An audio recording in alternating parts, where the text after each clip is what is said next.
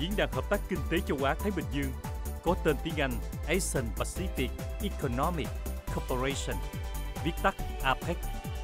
là tổ chức quốc tế của các quốc gia nằm trong khu vực châu Á-Thái Bình Dương nhằm tăng cường mối quan hệ về kinh tế và chính trị.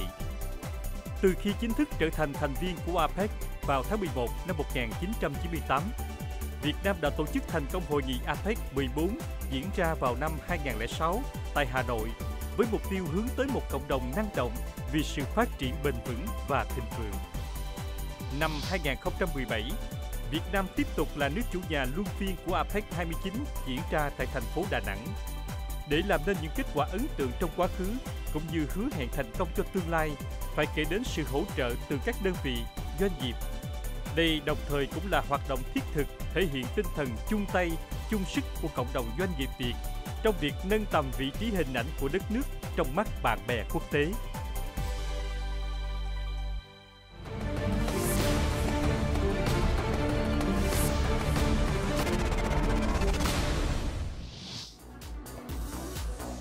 Đồng hành cùng chương trình Hội nghị Kinh tế Châu Á-Thái Bình Dương 2017, sản phẩm nước đóng chai 500ml mang thương hiệu Birico do công ty trách nhiệm hữu hạn sản xuất và thương mại Tân Quang Minh sản xuất, vinh dự được chọn là nước uống chính thức sử dụng trong suốt thời gian diễn ra hội nghị. Gần 25 năm đã đi qua, không khó để nhận ra rằng vì sao nước uống tinh khiết Birico được tin tưởng và có mặt trong một sự kiện mang tầm quốc tế như vậy. Đơn vị đã mạnh dạn đầu tư nhập khẩu nhiều dây chuyền sản xuất từ các nước tiên tiến như Pháp, Đức, Thụy Điển, hoạt động theo tiêu chuẩn quốc tế ISO 9001-2008, Hà Lan, HACCP và FDA, FCE và SID theo tiêu chuẩn của Hoa Kỳ. Cho đến nay, sản phẩm nước giải khát của Birico đã có mặt ở hầu hết các tỉnh thành trên cả nước, với hơn 400 nhà phân phối và hàng ngàn đại lý lớn nhỏ. Không những vậy, bản đồ phân phối còn mở rộng sang châu Á, Âu, châu Mỹ, Phi và các nước Trung Đông. Ghi nhận cho những đóng góp không ngừng nghỉ chính là các giải thưởng danh giá như ngôi sao quốc tế chất lượng dẫn đầu tại Paris, Pháp năm 2011, giải thưởng Bạch Kim chất lượng quốc tế thế kỷ tại Geneva, Thụy Sĩ năm 2012,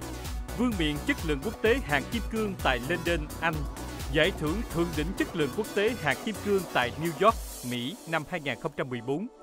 thương hiệu nổi tiếng Asian.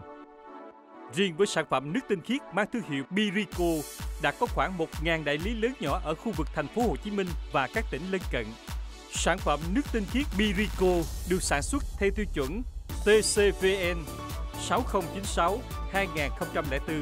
trên dây chuyền sản xuất bình nước tinh khiết 20 lít công suất cao 2.500 bình một giờ. Hoàn toàn tự động từ công đoạn vệ sinh vỏ bình, chiết rót, đóng nắp,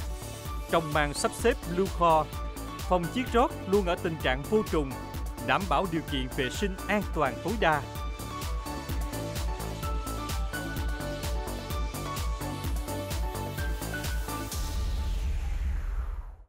Để có được một cái sản phẩm chất lượng và an toàn trước khi đến tay người tiêu dùng thì chúng tôi đã phải trải qua một cái khâu kiểm tra và kiểm nghiệm vô cùng là nghiêm ngặt các cái chỉ tiêu hóa lý cũng như là vi sinh, đồng thời là có một cái quá trình kiểm soát rất là chặt chẽ trong suốt cái quá trình sản xuất. Mẫu nước được kiểm nghiệm, phân tích hàm lượng các chất độc hại như arsen, chì, thủy ngân, đảm bảo an toàn vệ sinh thực phẩm trước khi đưa vào sản xuất. Nước được lọc qua than hoạt tính, qua hệ thống trao đổi ion để loại trừ các kim loại nặng như sắt, đồng, chì, kẽm,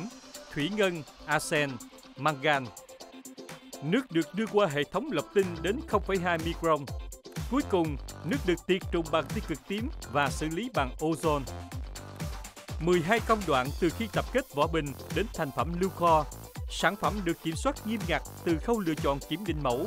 dây chuyền sản xuất tự động, khép kín, không có tác động từ môi trường bên ngoài. Đội ngũ kiểm soát chất lượng luôn theo sát, túc trực, thường xuyên kiểm tra để đảm bảo yêu cầu về an toàn và chất lượng theo tiêu chuẩn của Chi cục An toàn vệ sinh thực phẩm thành phố Hồ Chí Minh. Miệt mài khẳng định thương hiệu tại thị trường trong và ngoài nước suốt 25 năm qua. Sự kiện trở thành đơn vị tài trợ nước uống chính thức trong thời gian diễn ra hội nghị APEC 2017.